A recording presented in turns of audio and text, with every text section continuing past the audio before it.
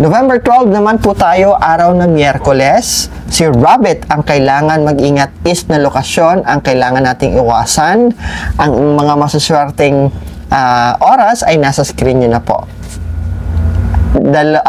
Looking into our Farmer's Almanac, isa lang ang nakikita kong maswerte na pwede nyong i-execute, pwede nyong gawin on November 12, and that is house cleaning. Okay? Paglilinis ng inyong tahanan, pagre-rearrange ng inyong tahanan.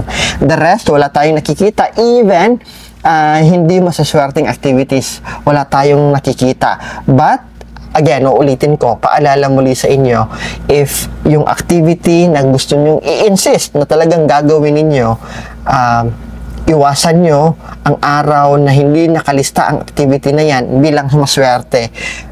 Ano ang konsiderasyon natin? Ano ang dapat nating tingnan unang-una kung malaking ang igugugol natin na pera, ha? Kaya huwag pa dalos-dalos tayo. Kung maraming bisita ang involved o maraming tao ang involved o di naman kaya maraming tao ang babiyahe just to attend on that activity, tapos hindi siya kasali sa masaswerte, nako, iwasan nyo na lang po. Kasi kawawa naman yung mga taong may involved.